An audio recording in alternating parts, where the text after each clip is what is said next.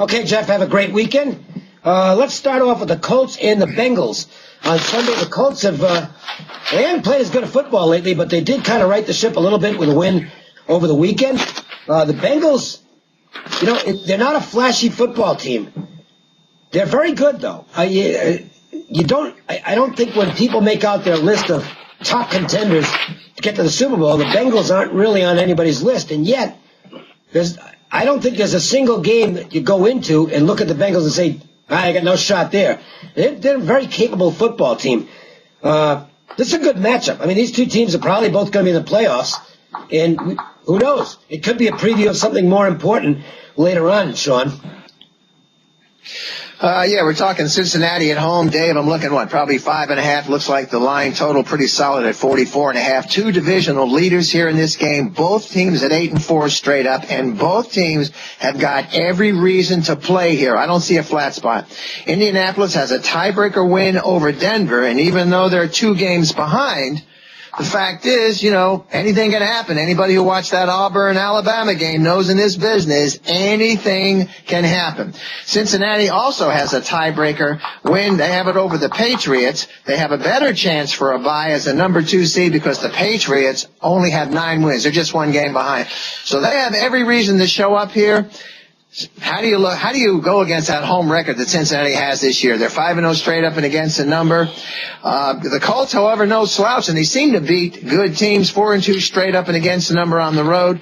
It's tough to ignore those numbers at home. Look at Seattle on Monday Night Football. They just destroyed New Orleans. I don't think anybody saw that. So if I had to play the game, and it's not a big play for me, I'd lean toward laying the points with Cincinnati.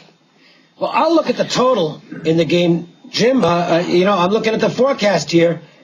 And again, this can change between now and Sunday, but I think you get an edge by doing this early. 33 degrees, good chance of rain, more than 50%, and double-digit wind.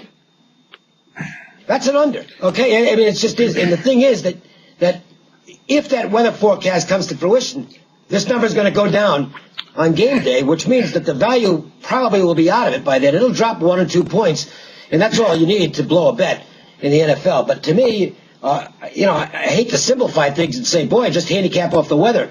But you've got a couple of teams here that aren't putting up massive numbers of points. I mean, the Bengals are doing a decent job, but they're more a defensive team anyway. They're going to stop. They're going to stop Luck to some extent. Luck has not been great in the second half of the season for the Colts. Indianapolis, meanwhile, they'll benefit from poor weather because they don't have a great defense. But this forecast to me indicates 43.5, 44 is a little bit high. I think the right number with the conditions probably 41 or 42. I can get 2 or 3 points of value. That's good enough for me, Jim. Well, Dave, I agree with you. Anytime you can bet potential bad weather under early in the week, you have the right side of it. I mean, you can always come back on it later if the weather isn't bad. But here you have an indoor team in the Colts. They lost Reggie Wayne a couple of weeks ago. Quite frankly, they should not have covered against the Titans last week. They were very fortunate. Fitzpatrick just turned the ball over consistently, made a lot of mistakes. Backup quarterback issues. We have that all over the league now, where we have a lot of backup quarterbacks, and most of them are not playing all that well. Some like Foles are. But Cincinnati has a better running game than the Colts do. They're used to playing in bad weather because they do play outside. The Colts do not. The total under is it's the right side, whether you win or lose. It's still the right side. And I was looking at 44s, went up to 45. I'm looking at 43.5. With the under favored. So I think you're on the right side of that, Dave.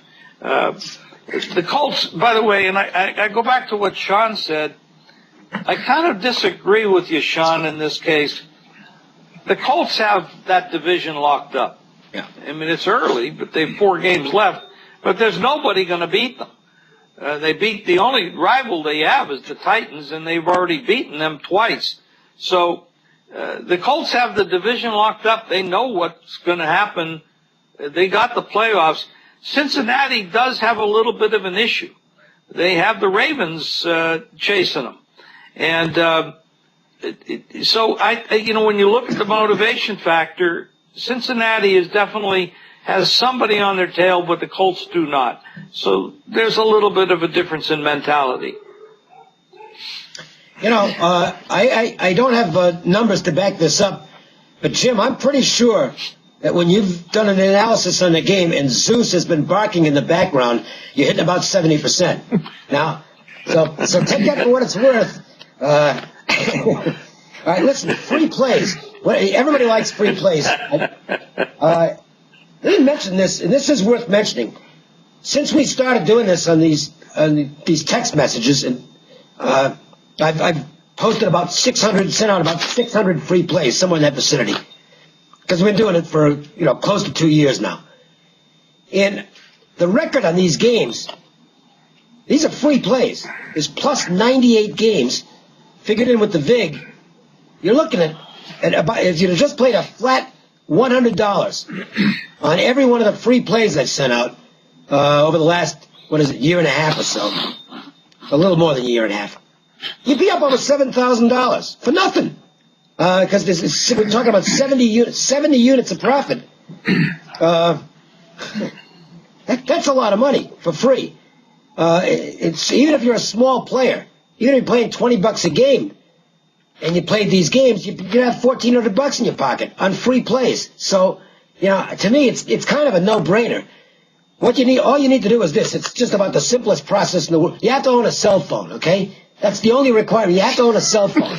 Which, if you don't own a cell phone, then you're not watching this show right now, because you probably don't own a computer either. All right? All you need to do is text Kokin, C-O-K-I-N, to 313131. And you get back a free play every day. You don't have to talk to anybody.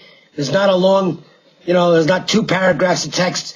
I usually will put in one line that says, check out this special offer, etc. Free play is that. That's it.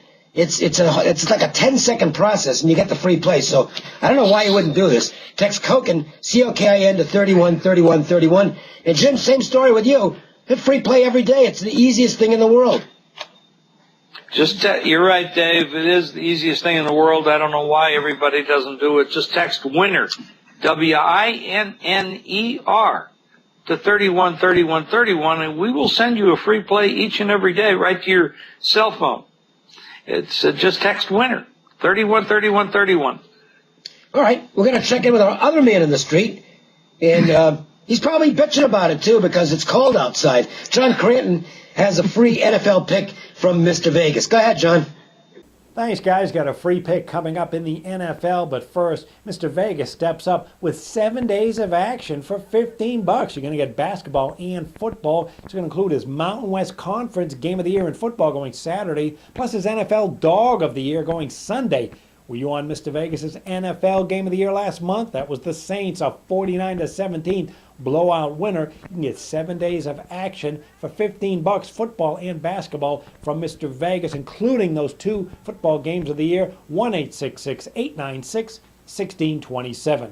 Now your free pick on Sunday in the NFL, got the Titans playing at the Denver Broncos. Now good weather is predicted in Denver, cold but not windy. You know what that means. Tennessee is going to get crunched. It's a long road trip for the Titans, the team that has lost 3 of the last 4 games. It's a conservative offense. That's a bad matchup against Denver. Denver loves to come out with a no huddle and go on the attack, get up 13-0 or 17-3. Well, that's going to force Tennessee to get away from what they want to do, run the football. They have a backup quarterback running the show now in Ryan Fitzpatrick. 8 touchdowns, 7 picks on the year. When the Tennessee Titans play a team with a winning record, 10-25-1 against the spread. Got a Denver team that's perfect 6-0 at home. They're also 6-1 against the spread against a team with a losing record. Very bad situational and matchup spot for the Tennessee Titans, a team that is 0-4 against the spread when they play Denver. Your free pick on Sunday, play the Denver Broncos. Now remember, Mr. Vegas has that special 7 days of action for $15. Basketball and football is going to include Saturday's Mountain West Conference Game of the Year and his NFL Dog of the Year going on Sunday. 7 days of plays for $15. 1-866-896-1627 or check out Mr. Vegas's plays at jimvice.com. The Lions and Eagles are matching up on Sunday. I had a really, really irritating push on the Eagles on Sunday. I laid 3 minus 120. If it's 3.5, I'm going to try to get to 3. Okay, I mean, it's just such a key number. Well, I'm glad I did that because I got out of the game with a push. But Jesus, I mean, first of all, the Eagles have a 17-point lead in the game.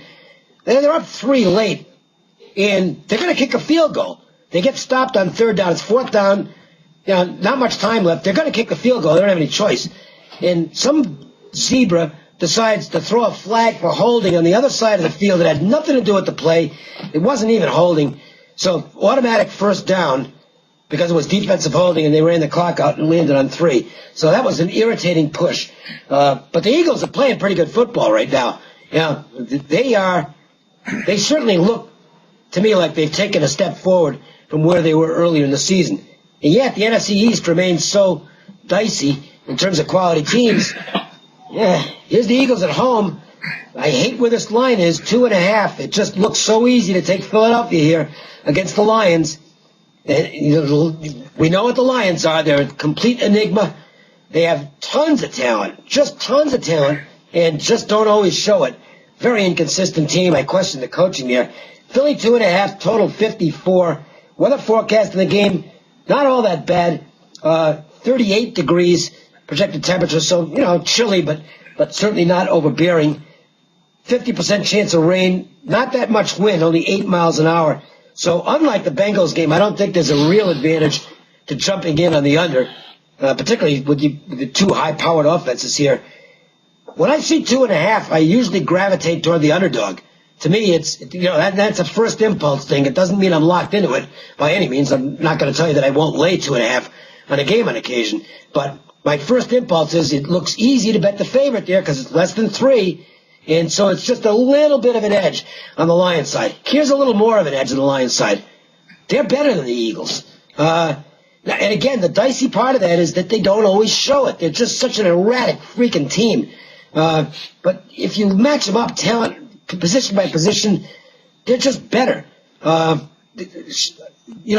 scary part of it is Stafford at some point, you just know he's going to do something stupid. I mean, he's guy's got all the talent in the world, but he's got that kind of Brett Favre mentality at times where he's just going to be a gunslinger out there, and it gets him in trouble because, you know what, he's not Brett Favre. He's good, but he's not at that level. And that to me is the scary part of this. I lean to the Lions, though. I do think they're the better team. I think when you see any of these NFC East teams get out of the division against a decent opponent, they have trouble. It's a bad division. The Eagles and Cowboys have improved, but I still don't trust either one of them, Jim. My lean right now is I'm not chiseling this in stone because I haven't finalized my NFL numbers yet, but my lean is to the Lions here. Well, Dave, I understand where you're going. I don't trust the Lions, Jim Schwartz. I don't trust the coaching. They kill themselves with penalties. They kill themselves with turnovers. If you can't handicap turnovers, you got no chance in winning these games. And if I said to you, which quarterback is more likely to throw an interception? Oh, wow. Well, it's got who it is. I mean, you got Foles on one side, who's having a remarkable run, 19 touchdowns, no interceptions. There's no question in my mind. And I throw out, I'm not a guy that's going to go back and say, in the last 36 games at home, I don't care because the players are dead. They're buried. They're gone. You got new guys. You got new coaches. All that stuff is gone. And it means absolutely nothing to me.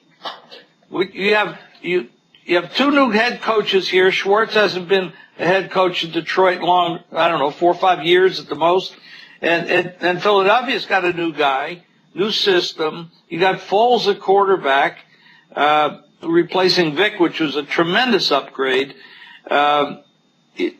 Philadelphia, in my opinion, based on penalties, interceptions, coaching decisions, is the better football team. not based on rosters. Rosters, I go along with you. But then you can go, you want to talk about one of the best rosters in football, you just go to Cincinnati. They have a tremendous roster, but they hardly ever perform up to their expectations based on skill position versus skill position. So it really comes down to who performs on the weekend. And, Detroit has never been a tremendous road team. No. That's been their history. And they're coming off division battle. That's a key thing, too. So I'm not in love with this game. I'm not going to say I'm not going to bet it because I'm not one of those guys. I will bet any place where I have an edge, so I might bet everything. But it'll be proportionate to what I feel the edge is. I'll probably be on Philadelphia in this game, but it won't be large. And it's based on discipline. I think Detroit is the most undisciplined team. And although they probably will win the NFC North. By default. That's only because by default. You got Cutler out, you got Aaron Rodgers out, you got Minnesota who can't go anywhere.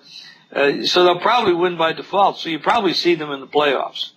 Now there is one edge here, Sean, that it does factor into it. Detroit's got an extra 3 days to prep for this because they played on Thanksgiving.